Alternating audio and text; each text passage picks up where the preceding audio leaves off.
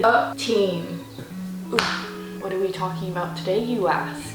Well, I thought because I've been getting messages about people who are going to university, I'd give you some budgeting tips. For most people, going from high school to university or college or whatever is a big step. And let's just say, school doesn't teach you everything when you're moving into adulthood.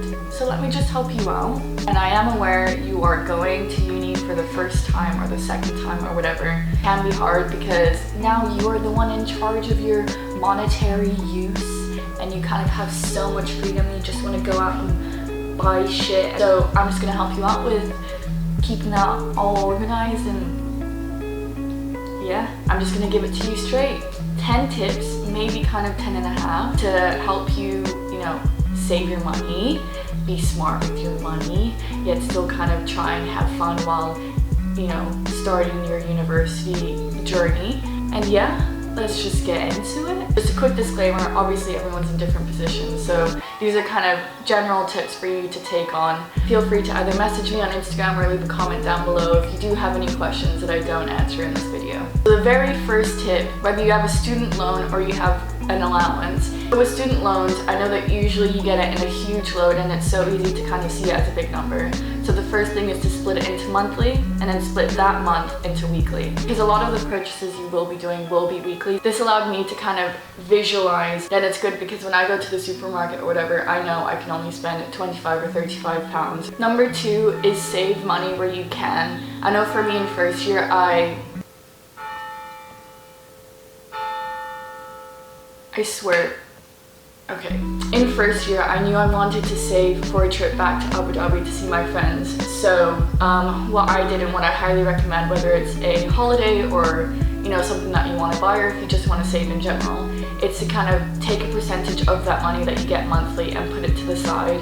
Something that's really good to help you with saving it and kind of splitting it up rather than having to see it as a big number is I highly recommend getting the app and the card Monzo. This online bank has definitely grown and a lot of my friends have it now. It's easy, it's free, and it's online, and you get this app and it just splits wherever you spend your money into categories, so it's really nice to see, this week I spent too much money on food or going out and I can't do that next week. But one of the really good things which connects to point 2 is that you can create pots, so you can put money to the side without having to worry about accidentally spending it. And that's something that I use. Not only did I use a saving pot pounds each month to the side, or however much money I was able to put to the side, but you can also do this super cool thing is when you spend, you round up. So let's say you spend £5.80, then 20p of that would go into the pot. And I remember, I think I did this, but I didn't think it was gonna do very much. And I swiped to see how much I had in my pot and it was like £15 simply from rounding up. It's just really nice to kind of have 2 different cards. I had my kind of Santander card, but I also had my Monzo card. And Santander would be my base and I would be able to transfer my weekly, like my personal weekly allowance into my Monzo, and then like my Monzo was my everyday card. I'll leave a link down below for you to sign up, and if you do use that link, then you get just £5. Like, it's not a £5 voucher or whatever, it's just £5 straight into your account. And yeah, highly recommend. Point number 4, which is kind of just a simple one, is to check your account regularly. It's really easy just to kind of let a couple weeks go by and you just have no idea what you've been spending money on, you don't know how much is left. Whereas if you stay on top of it and you do check your account, you can kind of see how much you can actually spend for the rest of the week. Also for safety, because sometimes, online shopping is turning into a huge thing and ordering food and whatever. And so this whole safety thing of like fraud or anything like that. So check your accounts. And point number 5 is to choose your supermarkets wisely. I know it's really easy if there's like a Tesco or Sainsbury's or whatever down the road just to go there. I know for me, I had a Tesco down the road and I found myself kind of going there, it's the weekend, I kind of feel a bit peckish, I want some snacks. And you spend like £8, which is insane, on just snacks, when you could have gone down to Lidl and paid for half the price. Go-tos, Lidl, Aldi, and sometimes Asda has really good deals. So you kind of have to compare. Do you want to spend £25 going on a 20-minute, good for your health, 20-minute walk to the supermarket, or down the road spending £40 of, like, for me it's a no-brainer. I'm gonna go to Lidl, I'm gonna get more food for less. Also, just a warning, the first week of that month is going to be expensive because you are going to be stocking up on cereals or pastas, you know, like your starches and everything. So that's completely normal. And then afterwards, it'll just be getting kind of like the basics. Number 6, also food related. Don't forget, you can freeze food. I was not a person who froze food because I didn't really like the idea of it, but honestly it saved so much money and so much time because not only could I meal prep, but I'd be getting like a packet of 5 pieces of chicken, which is a lot, protein, but I saved like £2 each packet of chicken because I would buy the packet of chicken and then I'd freeze the rest in individual packets. I know some people like to meal prep and then freeze their food. I personally don't like freezing meals, but I don't mind freezing like individual pieces of food. Number 7. I forgot what number 7 was for a second. Social life and all. First year, I wasn't really one to drink a lot and I felt like I was a bad student if I went out. But little did I know, that's kind of part of your university journey. I know being in second year and having a lot of work to do now, I kind of wish I did go out more, but if you do decide to drink, then don't buy drinks at the club. They're incredibly expensive and they're meant to be. Buy drinks beforehand, drink during pre's, and then just go and dance and have fun. But also safety, you don't want to buy drinks from a club, especially if they're from an open cup, or you don't know where the drinks come from. And these stories about people's drinks being spiked. Number 8. Share those costs with your flatmates. If you are bulk buying, especially if they're like bin bag or like a big jug of milk, unless you finish that in 1 week, then get that calcium.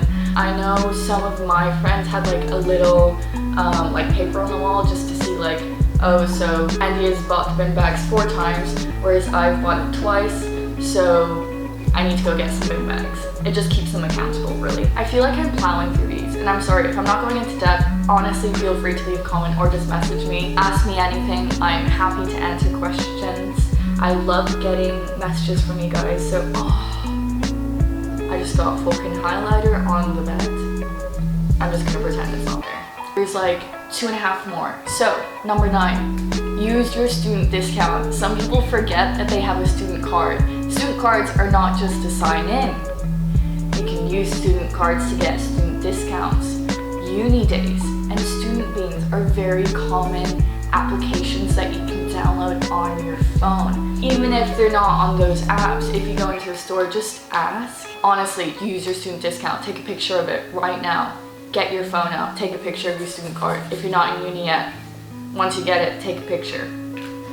Finally, number 10. So for me, I was lucky because I lived near uni, so I kind of walked everywhere, and I preferred to walk everywhere anyway. But my practice was far away, and it wasn't necessary. It was walkable, but it was straight after uni, so I didn't even have time to walk it, so I had to take the bus. So if you are taking the bus or if you're taking a train into uni or whatever, I highly recommend getting a bus pass or a rail card. I joined with Santander and they gave me a 16 to 25 rail card. It honestly saved, I think it's